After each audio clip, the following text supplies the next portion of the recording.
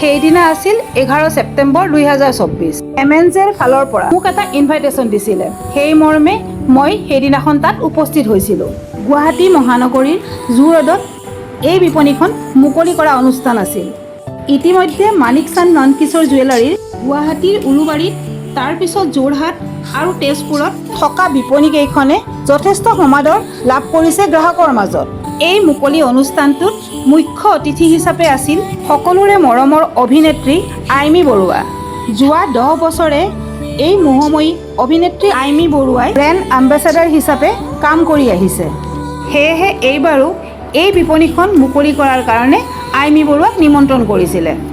যদিও বা মই গহনাৰ প্ৰতি বেছি দুৰ্বল নহয়, তথাপিতো এই বিপণীৰ মুকলি অনুষ্ঠানটোলৈ গৈ মই বৰ আনন্দিত হৈছিলোঁ, কিয়নো মোৰ আটাইতকৈ প্ৰিয় অভিনেত্ৰীগৰাকীক একেবাৰে ওচৰৰ পৰা লগ পোৱাৰ মোৰ সৌভাগ্য হৈছিল। বিশেষকৈ ইয়াত গৈ মই আকৰ্ষিত হৈছিলোঁ ৰূপৰ ভগৱানৰ মূৰ্তিবোৰ দেখি। ইয়াত থকা ডায়মণ্ডৰ নেকলেছ, ব্ৰেচলেট, ফিংগাৰ ৰিংবোৰ খুব ধুনীয়া ধুনীয়া। তাৰে ব্ৰেচলেট এপাত যেতিয়া আইমী বৰুৱাই হাতত পিন্ধি লৈছিল, তেখেতৰ ধুনীয়া হাতখনত আৰু বেছি ধুনীয়া হৈ পৰিছিল। ৰ'ব মই জুম কৰি দি আছোঁ। আইমী বৰুৱাৰ হাতত ৰিংটো চাওকচোন, কেনেকুৱা ধুনীয়া লাগিছে নহয়। বাপৰে বাপ, সঁচাকৈ দেই, তাৰ গহনাবোৰ বৰ ধুনীয়া। প্ৰিয় অভিনেত্ৰীগৰাকীৰ লগত ফটো দুটামান উঠিলোঁ। কিন্তু বিশেষ কথাটো কওঁ ৰ'ব, তেওঁলোকৰ সোণৰ গহনাবোৰ খুব কম সোণতে খুব বহলকৈ বনায় আৰু ইয়াত থকা ধুনীয়া ধুনীয়া এণ্টিক আৰু ডায়মণ্ডৰ জুৱেলাৰীবোৰ ৰিজনেবল প্ৰাইজত বিক্ৰী কৰে।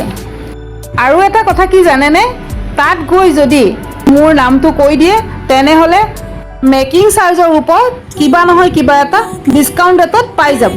সেয়েহে যদি যায় তেন্তে মোৰ নামটো ক'বলৈ নাপাহৰিব। কিন্তু ভিডিঅ'টো দিওঁতে অকণমান মোৰ পলম হ'ল, যিহেতু মই অকণমান ব্যস্ত আছিলোঁ। আজিৰ ভিডিঅ'টো ইমানেই। চাই কেনে পালে, যদি ভাল পালে তেন্তে লাইক কৰিব,